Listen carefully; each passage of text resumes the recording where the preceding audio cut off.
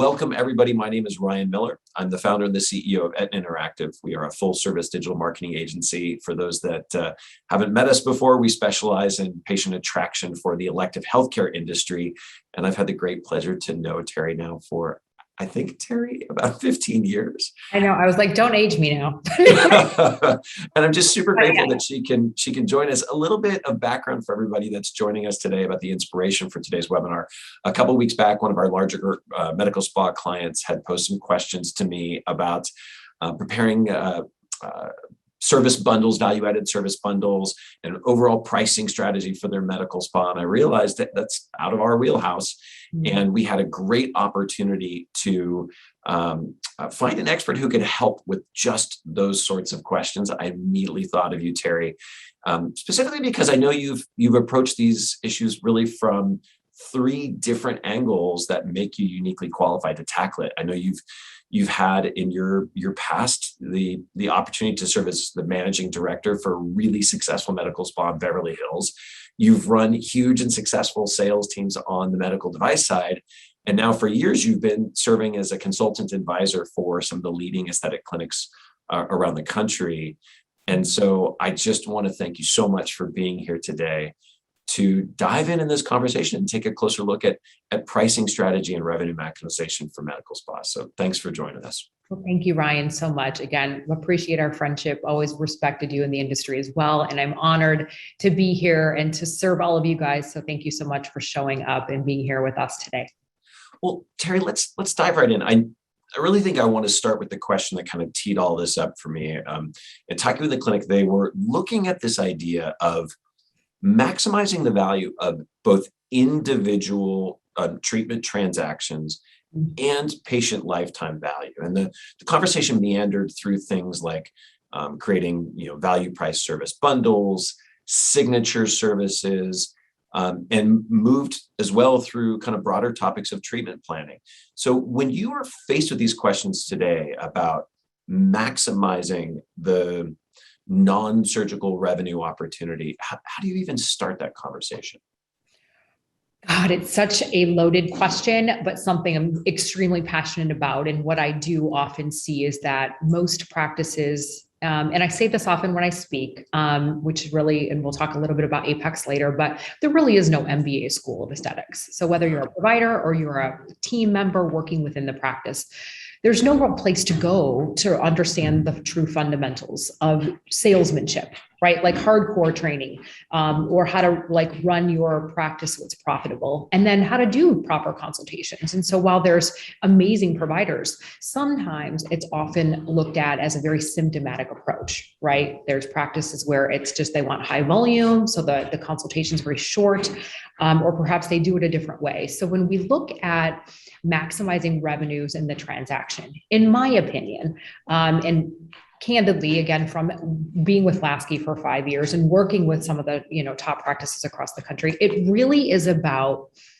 education. It really is about putting significant value on that consultation process, right? The value of charging, the value of adequate time, the value of building and establishing a treatment plan. And I'd like to share a few slides, if that would be okay. Yeah, please feel free to share the screen. Specifically on this question, because I think it's very valuable. When we talk about a treatment plan, why is it important, right? I think I really want to preface that for this conversation that we have an entire sales training curriculum. And I think oftentimes, and I don't know why this isn't aesthetic medicine, but it's often a mentality of, well, that's not what they came in here for. That's not what they can afford. Maybe maybe I don't want to share with them all of these treatments.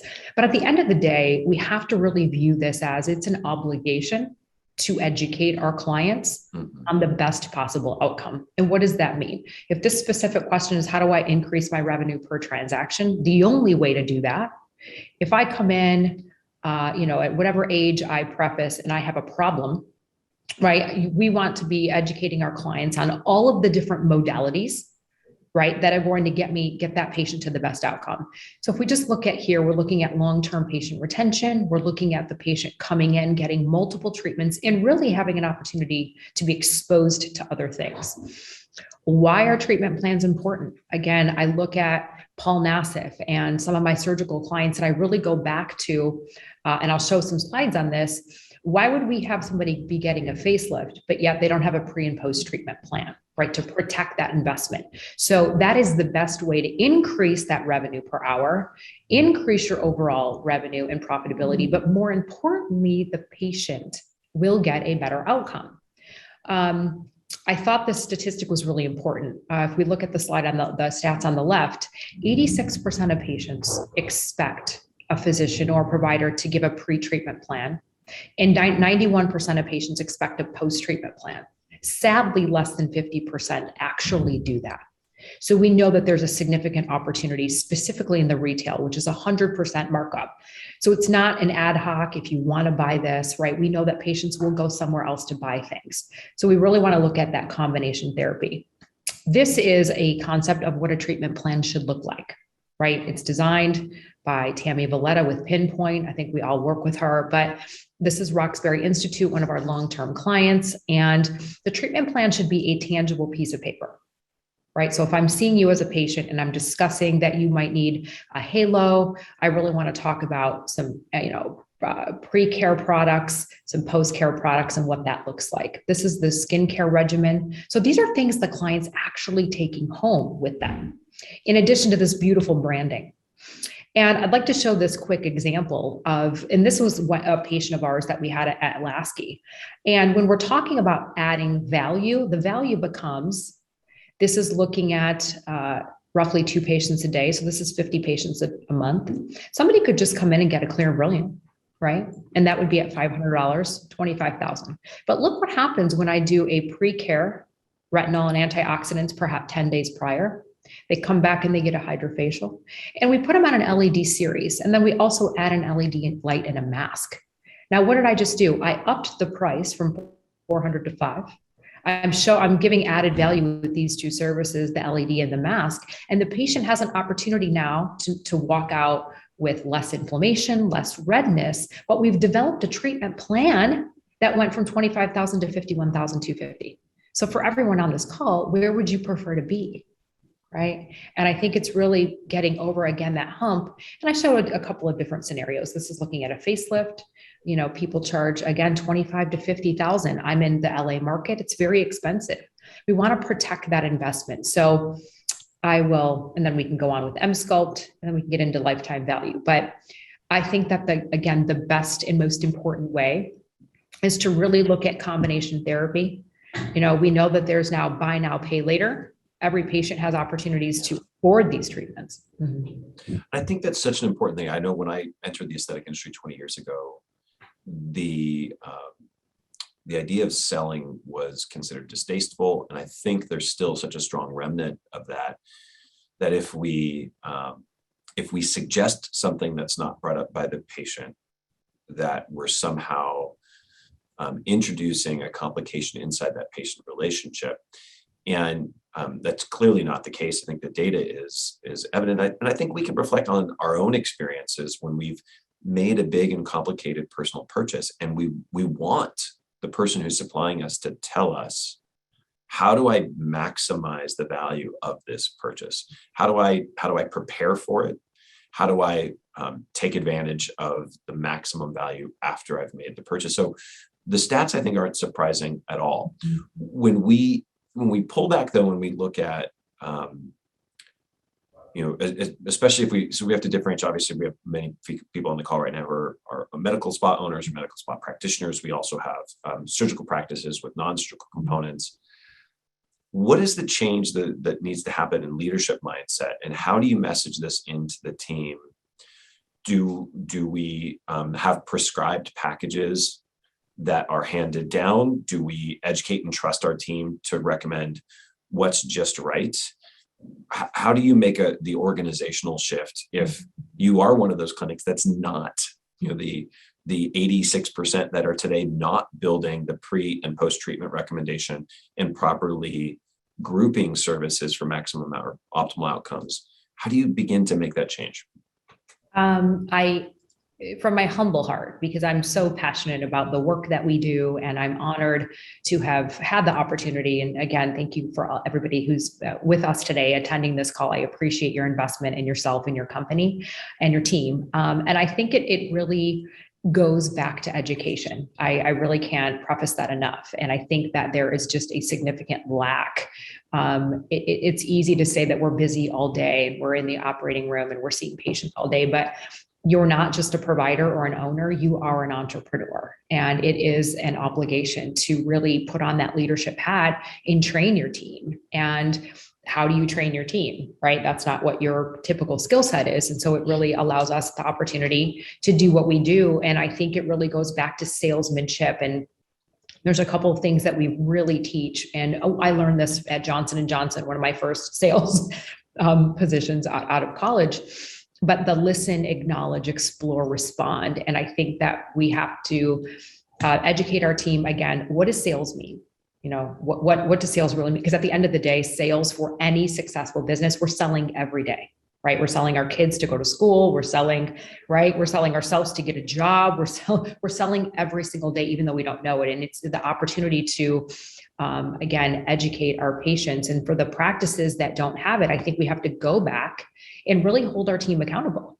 Ron, either seek out experts, put them through a sales training course, do some role play, have accountability metrics built in. And we'll talk a little bit again about Apex later, but having them understand the features and the benefits of the products that they offer. I don't necessarily know, Ryan, if building bundles, I mean, certainly practices can do that, right? If they have certain things that go with certain things.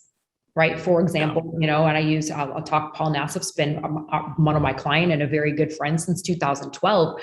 And we really, when he built his med spa, we had to close the gap on you charge a very significant amount of money for a facelift or a rhinoplasty or a bleph or whatever it is. But your job also is that if you see that somebody has poor skin quality, right? Or some things that you have, what are the things that we can do to combine so that that patient has a better outcome? And I think, you know, whether it's, you know, creating packages or things together that you have, great. I also think that it's the intention of the provider that if you don't have a bundled package already together, that you have to believe that it's the protocol. And sometimes it's just the language. The protocol to move forward with Dr. Ryan is we're going to start on ABC and XYZ. Why, Ryan, you're going to benefit from this outcome because of this. And we have to get good at teaching our team the vernacular and the method of how to educate in that way. So I never feel sold to. Yeah, and I think maybe, Terry, there's something in there that everybody who's in the audience today can really grab onto, which is if we step back and instead of having this be an exercise about bundling, this is an exercise about defining the protocol for optimal outcome. Yeah. And if we ask ourselves, before the patient presents for treatment, what would we like them to do to ensure that on the day that they're treated, we're really going to be in the best position to ensure the success of helping them meet their goals? And then what would we like them to do for follow-up? You know, and I think from, you know, you used the example of Dr. Nassif's facelift, down to, you know, today as we look at injection therapies, you know, it's not at all uncommon to see topical post-care regimens that are enhancing outcomes overall. And so that question of like, how do I define this protocol, I think is going to make that, especially the clinician owner, the staff that is administering and consulting on these treatments, much more comfortable having those conversations, while simultaneously meeting the objective of increasing not only the value of that treatment moment, but it sounds like as well, you would make the case that this is going to enhance outcomes and enhance patient loyalty. Absolutely. And if I can add one thing, I did a webinar training for a very large practice on the East Coast yesterday. They had the entire team, 25 people, and we were doing some role plays about this specific topic. And what I'd, again, really like to impress upon is that it's your ability as a provider, again, I can't stress enough the importance of questioning skills and being able to ask the right questions, because in order for me to want to buy into the treatment plan or the protocol that a practice is recommending. It is really about, the 80-20. It's 80% listening. And in that layer model, people tend to talk and then just respond with the solution. I'd ask if you guys could take a pause, and some of the questions might really be, Ryan, again, thank you so much for coming in. I see that you're here today to talk about, your fine lines and your wrinkles. And then you also checked off these other couple of things, right? And then, asking the right questions. How long have you been thinking about this? What are you looking for when you choose an aesthetic practice? What is your commitment level, right? We talked about this. And in order for me and my obligation, what you can expect from me today, Ryan, as the provider, I'm going to be with you for the next 30 to 45 minutes. We really take a comprehensive approach. And so now what you're doing, you're setting that expectation. Yeah. For me, already in the beginning, you're credentialing yourself, you're setting the expectation that you're going to build this treatment plan for me. So if we're able to ask those couple of questions in the beginning, I've told you how long I've been looking. I told you what I'm looking for in aesthetic practice. I'm answering if I'm committed. I'm right. So your questioning skills, a practice's ability to ask the right questions, the client will give you the narrative. I will answer, the patient will literally answer if you get that good, my responses can direct you to where to go. And we've perfected this. I mean, I've been doing this for almost 15 years working with practices. And there's enough case studies to show that the people that commit to learning this process have exponential growth and then long-term retention, because I pulled some stats. Retention right now is about 66%. And in a med spa, the average patient visit is around $460. So we know we have lots of opportunity to grow and to do things differently. Yeah, and you definitely bring me back to a theme. I talk a lot about the idea that I think patient loyalty is a bit of a myth. And I'll often ask when we're speaking on that topic, I'll ask our audience to reflect on, think about the person who cuts your hair. And I would make the case that for most of us, we would think of that as one of the most personal and potentially place where we might define loyal relationships in our life. And I'll ask the question, how many times does that person get to miss your appointment or mess up your due before you're out the door? Right. And, if we are focused on optimizing outcomes, that's the way that we breed and engender loyalty. But really quickly, Terri, we've got a question coming in. I'll remind everybody who's with us today. You can use the Q&A panel anytime, and I'm about to pivot topics. But before I do, Natasha says, our med spa has over 50 separate service lines. What you're describing sounds complicated and time consuming. Advice on where to start? It's a great question. Like optimizing and developing protocols for every one of those services is certainly going to be a task. How does someone cut their teeth in this? Where would you say that they focus first? So number one, I would say believability, right? I can tell you what I believe. I think you have to believe it as a company and as a provider, that, to Ryan, to your point, that your goal and obligation is to get the patient to the best outcome. I don't think it has to be complicated. For example, whatever services you have, whether it's body contouring, there are skincare products that can coincide with that. If you're doing M-Sculpt, but somebody has laxity, you're going to do M-Tone. If you're doing a halo or a resurfacing, everybody must be on a retinol, an antioxidant. Perhaps you get a mask, you get a hydrofacial, you come back in 7 days. If you're having surgery, there are things you can tie into the surgical plan that's adding value. And then post-surgery, you do some V-beams. So don't think about this big task of these massive amounts of services. Really sit down with your team and say, what are the things we offer? What are the things that can complement these services that we do the most?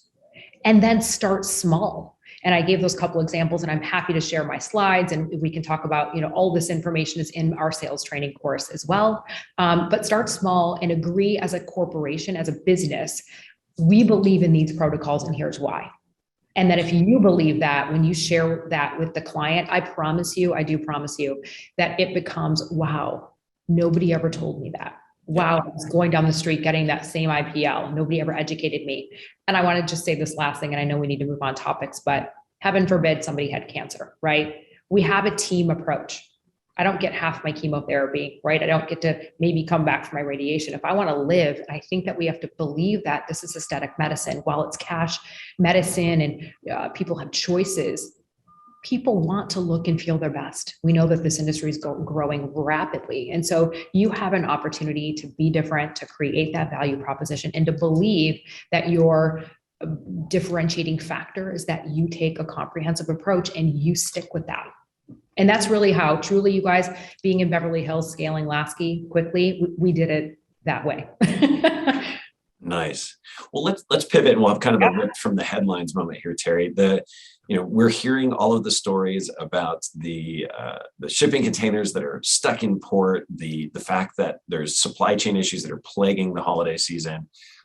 Never a better time to promote service delivery as a gift, because I guarantee you that that Botox treatment isn't stuck somewhere on a truck.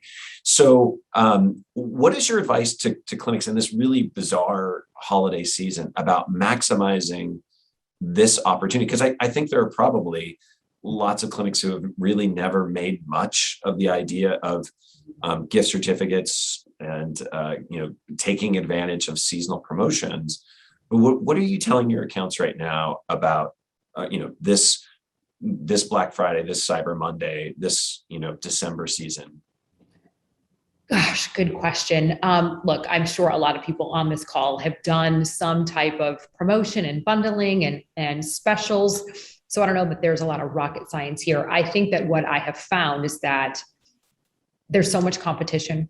This industry can be a commodity. What's not the commodity is you as an individual, you as a practice. And so I took some notes here. I really think it's about creating an offer that is about value and outcomes, less about a deal or saving money. I know that everybody might want a deal. Of course we do. But if I think and believe that you're giving me a better outcome, or I actually need that package or bundle, I think that's most important. Your positioning and your marketing of whatever that is.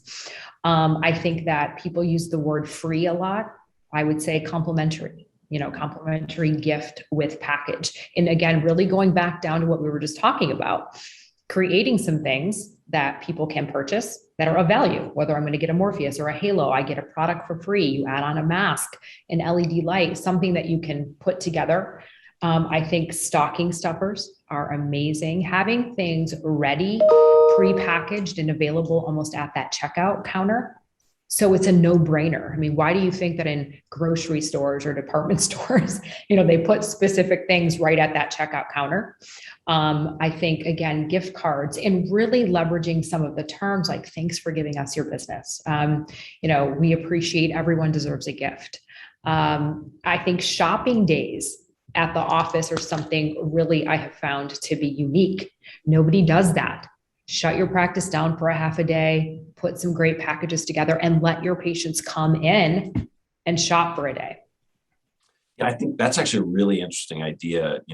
This idea of having pre-packaged gifts that are ready to go, that address the idea right now. Everybody's, they're busy. They're dealing with new kinds of working challenges, especially for those of us with skincare sales as an option or an opportunity.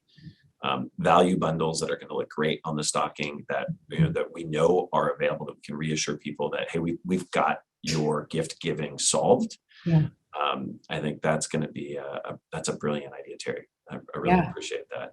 Mm-hmm. That there's the other side of this right now. As we move forward and we kind of look at what's happening in the aesthetic space in general. What we're hearing from our clients all across North America is that they're busier than they've ever been. They're dealing with new challenges like space constraints. Certainly, we've heard that and some turnover has been an issue where there's not enough providers to fulfill demand. And the risk that we face in these moments, you talked about it. You talked about the fact that only 2 out of 3 aesthetic patients are being retained by clinics. Is that we lose them in the moment and we lose them forever, or that the patient perceives a service degradation that sort of downgrades how they see our clients' brands in that moment. How do you advise your clients right now when we're so busy to keep delivering exceptional service, exceptional communication? What are the different things they need to be focused on? Um, Kind of just as it relates to overall customer satisfaction or scheduling issues or a compilation of both. Let's do both. Let's talk about the existing patient relationship. So I've got a patient who wants to get in, and now I'm how do I take what could be a really negative conversation that, hey, I can't see you for 3 months or 2 months, and turn that into something that's a positive. So I'm going to answer this in a couple different ways. And I'm first going to preface that it's really critical. So I love what you just said. Practices are busier than ever. I'm going to challenge that you perhaps could be, but are you profitable? Okay, because busy doesn't mean being profitable. So again, we're very passionate about, while we are in the business to make people look and feel good, it is still a business. So we really do have to make sure that we are understanding our capacity, our revenue per hour, per room, per service, and as an organization, because the busyness is great and we do want to appease people, but are you busy with follow-ups all day? Are you busy because those rooms are being used for numbing, which is non-revenue generating time? Are you busy with lower paying procedures? And so it really is important. And I really have to stress that it's important to look at both. And then I would say on the customer satisfaction, look, communicate with empathy. Again, really using this communication method to acknowledge frustration and really work the wait list. Like have a wait list, have a cancellation policy. And lastly, if you really need to, we have to look at capacity. So if a provider is around 70% capacity, that means you need to hire another team member. Go ahead, yeah. So I love, Terri, the moment you turned the question on me and said, maybe you aren't as busy as you think, or you aren't busy in the right way. I know that they could reach out to you, that you offer new consults in this area to do that kind of analysis. For the clinic that's going to try to do it on their own, do you have like the top 3 or top 2 ways that clinics are wasting their valuable time and space that they should maybe take a peek at to create capacity right now? I'm going to give you a very simple equation. So most people challenge and they don't know. I promise you 90%. If I ask, what is your provider's revenue per hour? Most don't know. Oh, no. So do me a favor, right? Run for simple math. I mean, I don't want to get granular on this call. We can later, but I want you to look, pull a revenue by service category report in your practice management software. And I want you to take the hours that they work in the month divided by their revenue. DM me, Instagram, Terri Ross Consulting, right? Tell me what it is, right? So you're going to get a baseline of what their revenue per hour is as it is today. For a medical spa, it should be between 600 and over 1,000 an hour. Yeah. So if you're below that, you already have a problem. Okay. And then for an esthetician, it's around 250 to 350. So that's where I would say, Ryan, to your question, what can they do now to figure that out? I'd look at your capacity. What is the percent of time your rooms are actually booked? And then of that booking time, if you're saying that it's patient satisfaction, we can't get anybody in, how much time is that of non-productive time? So when I often see in practice management software, if they book an appointment, let's just use a filler. People will just book the whole filler for that specific time, right? And the numbing time is included in there. I'm going to ask you guys to back it out. Okay, so your numbing should be its own appointment, meaning Terri's going to numb for 30 minutes, right? That's non-revenue generating time. And then I'm going to get my filler for 30 minutes. Don't clump it in for 60. It pulls the revenue down. So the follow-ups, those are things that people really, data doesn't lie.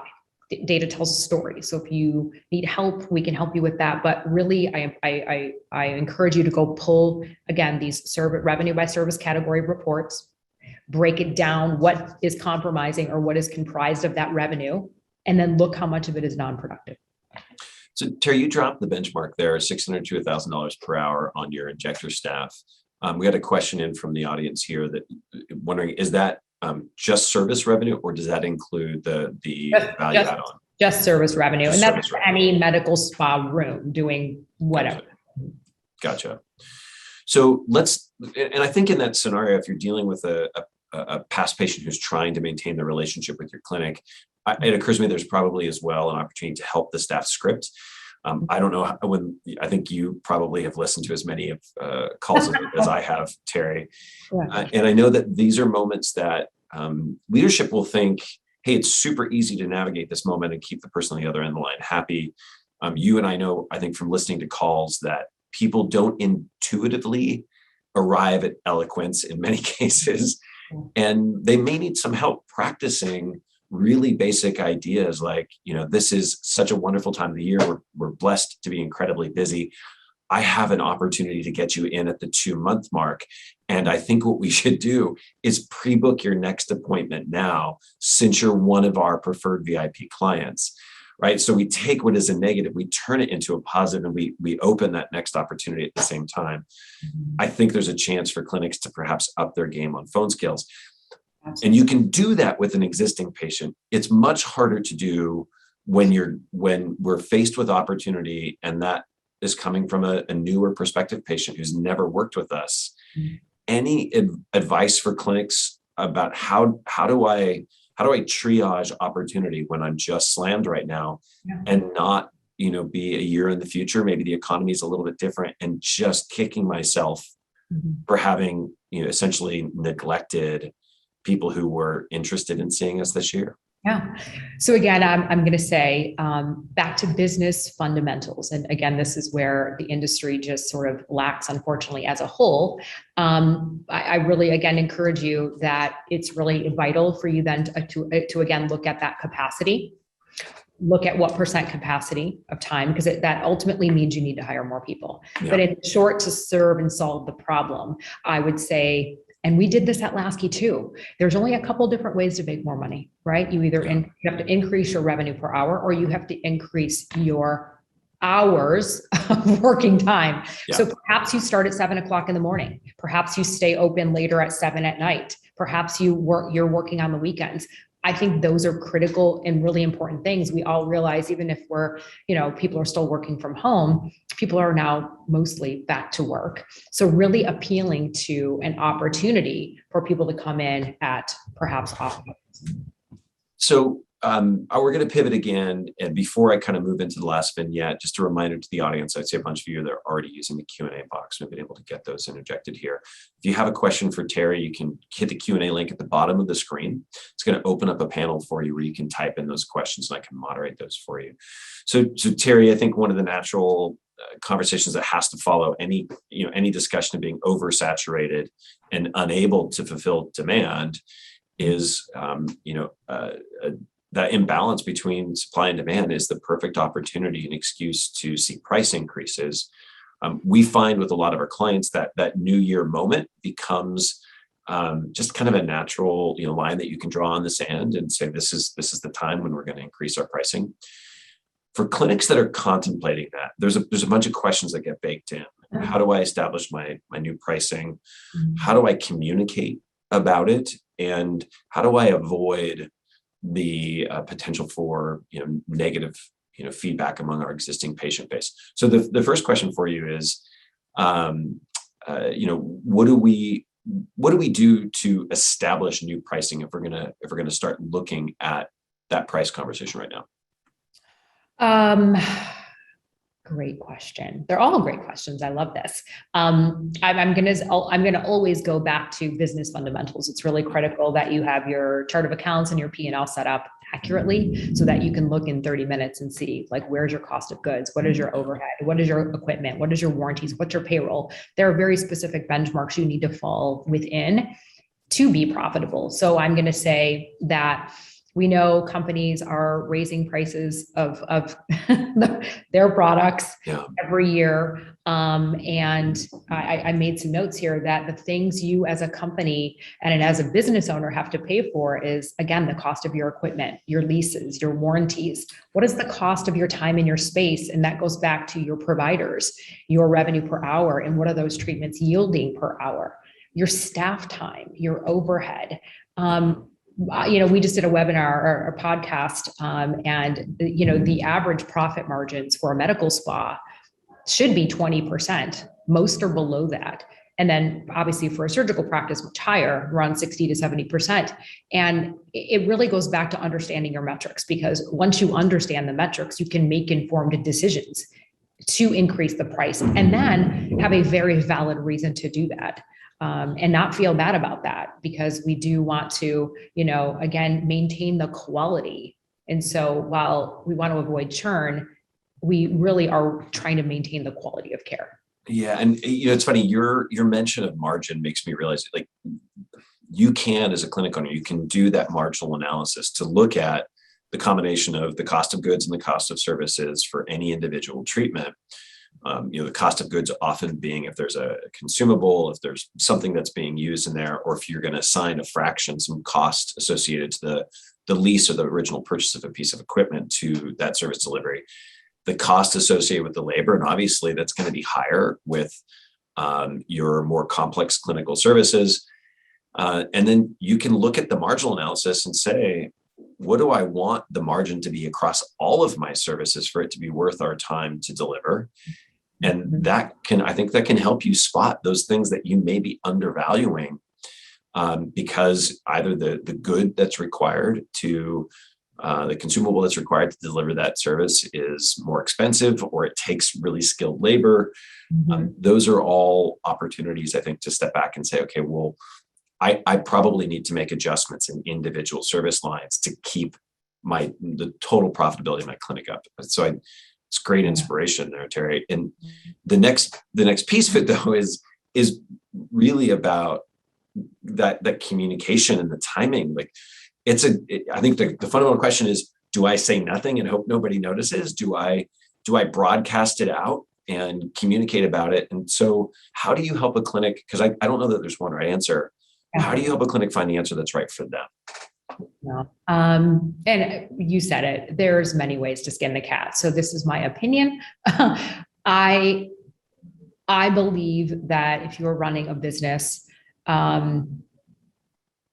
it is an obligation to communicate, right? I think, right? To communicate, you have loyal patients, you have built that know, like, and trust factor. I think about my Equinox membership, right?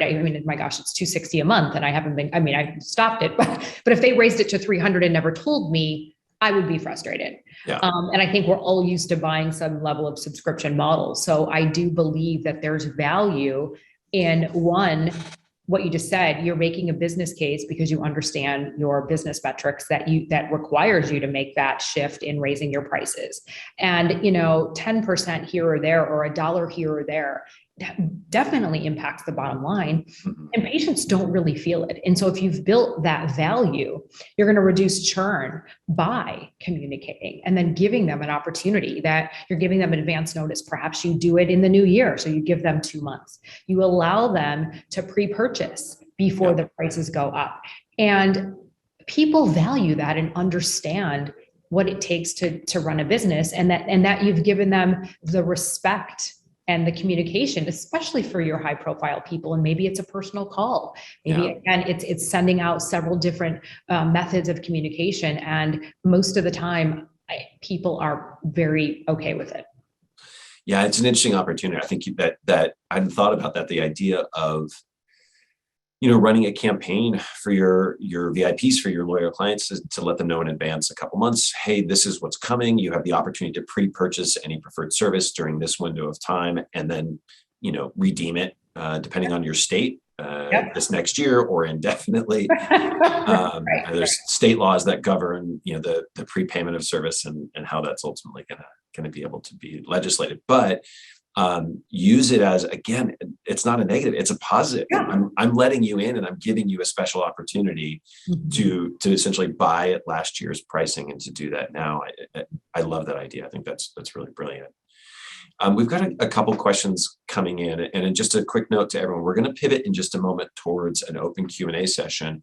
If you do have questions that you want to pose of Terri, you can just hit the Q&A button at the bottom of your interface. It's going to open a new window where you can drop that question, and I'll do my best to work it in for you. Now, this is actually, we're going slightly off topic, but I think it's a really interesting question. Stacy's asking about differentiation across different specialties. And full disclosure, on this call today, I know that we have medical spas, we have dermatology-led aesthetic clinics, we have plastic surgery-led aesthetic clinics. And Stacey's question is really about differentiating in dermatologic space. And I think we could ask it more generally. Any clinic's going to find that there's something unique that they believe is unique about themselves. Advice that you have for them in articulating, getting that value proposition out and in front of and understood by the consumer so that they can try to compete by something more than just price. So is this a medical derm or a cosmetic derm or both? It's a cosmetic derm with a medical spa. Okay, so I think one of the most fundamental things that I see that don't happen 80%, 90% of the time, we talk about our unique value proposition, right? Our why. Why should patients come to you? And oftentimes, if I were to say, do it, go ask your team, like line them all up and say, why, right? When patients call us on the phone and they say, hey, Dr. Smith down the street's cheaper, or how are you credentialing the practice or me or the provider? I bet you they would all say something different. And that's a sad place to be, right? Yeah. So even in our Apex platform, there's a unique value proposition worksheet that we offer, and you have your team do it so that the articulation is what you can expect, Ryan, when you come to ABC Medical Spa or Dr. Smith's surgical practice. Is what you can expect is, you'll be meeting with the provider for 30 to 45 minutes. We take a comprehensive approach, right? You're articulating that to me on the phone so that I'm like, wow, that was so great. God, nobody ever really talks to me like that on the phone. So I think it's going back to, why are you different? And maybe that is just the approach you take on the consultation process. It is, the coffee and water that you serve when you walk in. It's when I showed the treatment plan, it's the new patient packet that somebody gets when they walk in. Those little things that might seem elementary to us, they're not, because most practices don't do it and don't take the time to do it. And I promise you, this is not anecdotal. I didn't read it in a book. I've been doing this for so long. And again, when I had to figure out in Beverly Hills how to scale Lasky, where in a 3-mile radius you could throw a stone and everybody was doing the same thing, I had to get creative, and I had to take risks, and I had to charge for consultations when nobody else was. But I had to really train the team that I wasn't willing to settle for mediocrity. And I wanted to hold my team accountable to a different level of threshold, right? So that everybody can articulate and we're all speaking some uniform language about why we're different, and that we all focus on those mission and visions at our monthly statements or our morning huddles that you should be having. I hope you're having. Yeah, and for my part, we talk about mission and vision. There's a third piece in there that I think in some cases easier to put our thumbs on, is I've watched clinics spin and spin on the perfectly articulated mission statement. But if you ask them, tell me about your values, that I find very often that clinic leaders can, without even a pause, talk about what they will do and what they won't do inside the operation of their clinic. And I think that that's a place for that. Stacey, I realize you're asking Terri, but for my part, my advice back is pull back to your values as well, and do more to expose those to your team, because that's ultimately going to craft and impact the service that patients experience when they come to the clinic. We've got a question coming in from Jane, and perhaps, Terri, this ultimately becomes a really great transition to, in a moment, maybe I'll ask you to talk a little bit about APX. Jane is facing something I think that a lot of clinic owners are struggling with, is I don't know if I'm doing okay, because there's not, in our industry, there are many others, but not industry, there's not a lot of free and reliable sources of especially financial benchmarking. So for someone who's looking to understand what is acceptable in terms of their COGS, who's looking to benchmark salaries, who needs help knowing where there are maybe vulnerabilities financially and how they've built their business. I swear this isn't a plant. This feels like the perfect plug. So can you talk about how you help somebody with those questions? Yes, I'm going to answer Jane's questions by talking a little bit about why we developed Apex and what it is. Yeah. Well, I'll answer it first and then I'll talk about what's in the platform. You're right. Kind of what I said in the earlier start of this webinar is that there is no MBA School of Aesthetics. And when I was not able to speak when COVID first hit, my team and I was so happy, but Terri Ross Consulting went up about 70%.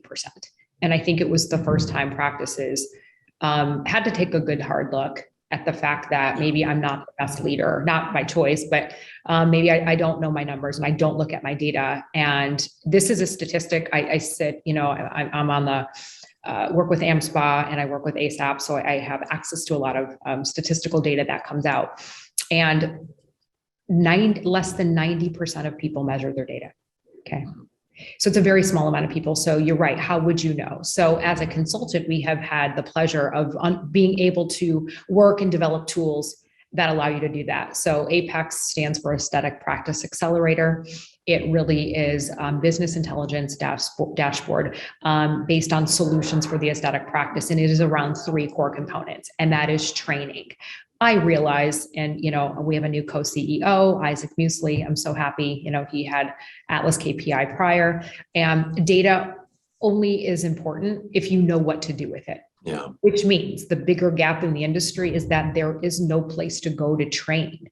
So I'm going to say it again, that when your staff is trained in finance, in sales, in conversions, in metrics, how to talk to a patient, how to build a treatment plan, all of the things that have to go into a successful, profitable practice, the number one area we have to not ignore anymore, because we can't risk not having cash reserves in the bank with when COVID happened, or having high turnover now and then not know how to pay. You talked about profitability of a procedure, cost of labor. There are metrics, right? Mm-hmm. Your gross profit should be well over 50%. People don't know that. Your cost of provider labor should be under 20. People don't know that. So what we did in Apex was we built sales courses, financial courses, operation courses. We're working with industry partners such as yourself, Allergan, big companies, to provide educational content within the Apex platform.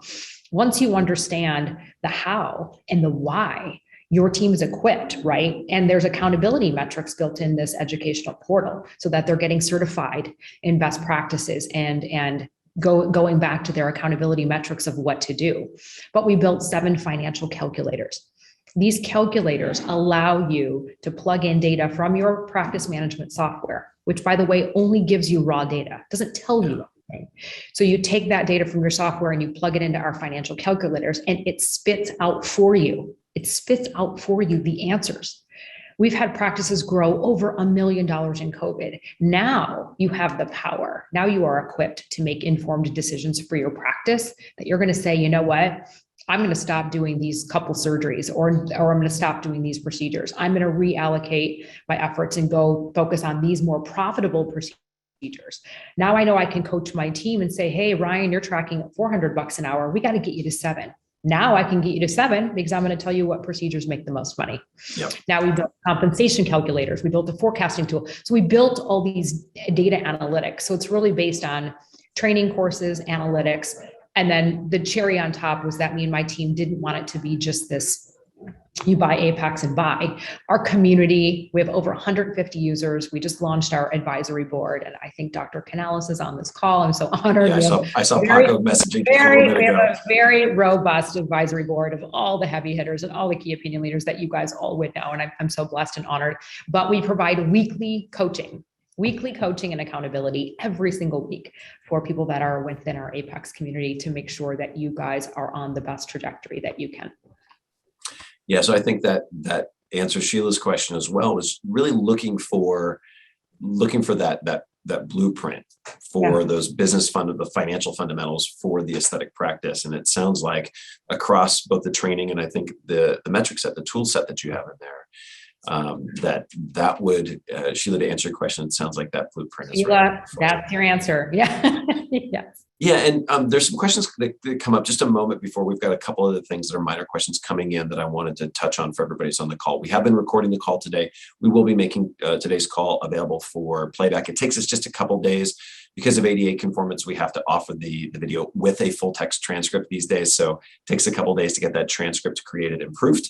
We'll get it published, and for everyone who registered, we'll be sending out the link. We'll also include contact information for Terri, her consultancy, and Apex. And really quickly here, there's a question coming in, and I think there's a lot of, you teased some benchmarks, and that's got everybody's questions up. So the $600 to $1,000 an hour for injections, how are you differentiating between that benchmark on a nurse injector as opposed to an MD injector? So don't even think about it don't think about it as just injector. I think oftentimes we are pigeonholing an injector. I don't look at it that way. See, somebody can just be an injector, but if you look at a med spa in totality, and if we're talking about the value of a treatment plan, we're talking about the value of doing anything. So non-surgical room, let me preface it that way, a non-surgical treatment room, right? Right, should generate 600 to 1,000 more an hour. For example, people will say, Terri, God, should I get this tattoo removal? What about laser hair? I would tell you absolutely no. I'm not saying don't do it. If you want to do it, you can do it.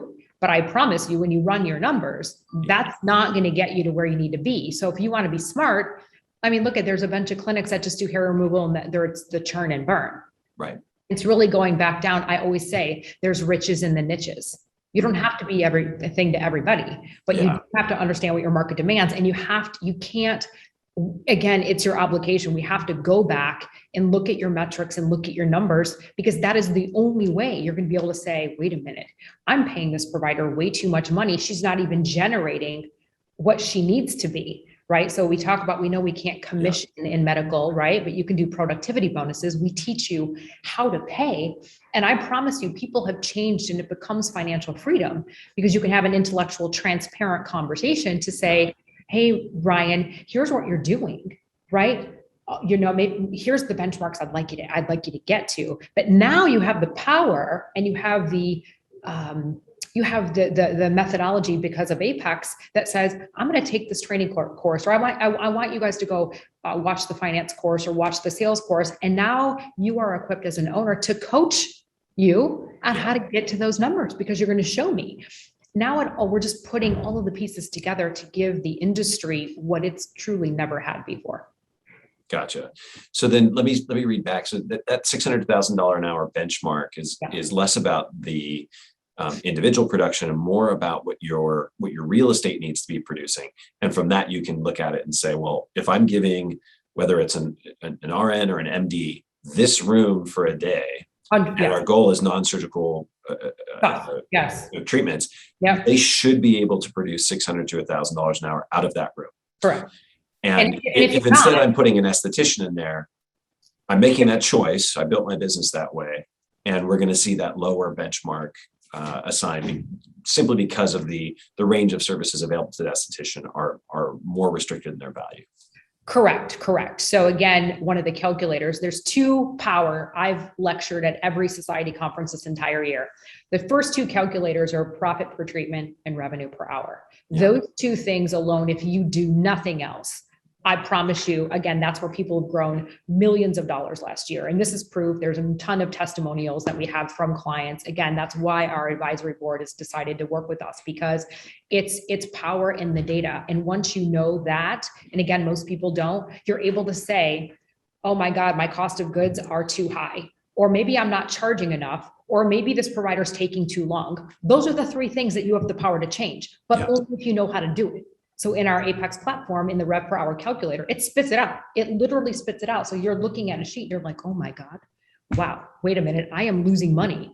Maybe I need to increase the price of these things because right now I'm not making any money, and it's powerful. Excellent, Terri. Well, I want to thank you, first of all, for all of the time that you spent in preparation for today. And then your generosity with insight and information with us and with our audience today. I also want to thank everybody who came out and joined us. And again, Terri, we're going to post it on when we share the recording. But if folks are interested, if they want to learn more about your consultancy or more about Apex, where would you send them to get that insight? Right here. Well, look at that QR code. Right here. There's a QR code if you guys are interested. Again, thank you so much, Ryan and the Etna team. I am truly blessed and always honored to be able to be here to provide I hope that you found it to be very valuable information and our support. We only want you guys to be uberly successful, right? So if you want to get further faster, I invite you to scan this QR code where you can meet with our sales team, do a discovery call, learn more about Apex, learn what our subscribers, we have over 150 people, and what they have had to say. And by doing that, please say that you heard about us from the Etna webinar, and you will receive 10% savings off Apex for the first year. And then if you guys want to reach me personally, this is my personal cell phone number, my email, and please join our Aesthetic Accelerator Facebook group. It's actually Aesthetic Insights now. And then anybody who's part of Apex, we do have a private Apex community as well. So I look forward to hearing from you, seeing you, and hopefully having the opportunity to work with you. Excellent, Terri. Thank you so much again. Everybody have a wonderful day, and we'll look forward to connecting with you on another webinar here soon. Thanks, Ryan. Thanks, everyone. Bye-bye.